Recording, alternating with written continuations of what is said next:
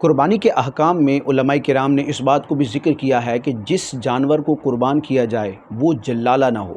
جلالہ جانور کسے کہتے ہیں؟ جلالہ جانور وہ ہوتا ہے جو صرف گندگی کھاتا ہے، اس کے علاوہ پاک چیزیں نہیں کھاتا، یعنی گھاس وغیرہ دانہ وغیرہ وہ نہیں کھاتا، اس کا گزر بسر صرف گندی چیزوں پر ہے۔ گندی اور غلیظ چیزوں کو کھانے والا جو جانور ہوتا ہے جس کو جلالہ کہا جاتا ہے، تو ایسے جانور کی قربانی کرنا شرعاً جائز نہیں ہوتا، یعنی ایسے جانور کو اگر قربان کیا گیا تو وہ قربان نہ ہوگا، یعنی کہ اس سے قربانی کا واجب ادا نہ ہوگا۔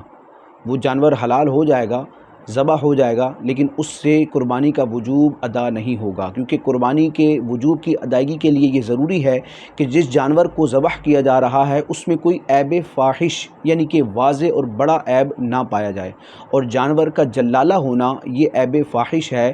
جلالہ جانور کی قربانی جائز نہیں۔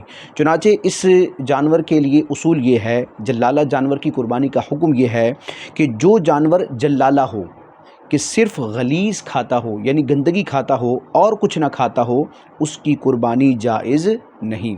فتاویٰ قاضی خان میں بھی اسی صورت کو اور اسی حکم کو بیان کیا گیا کہ جلالہ کی قربانی جائز نہیں ہے۔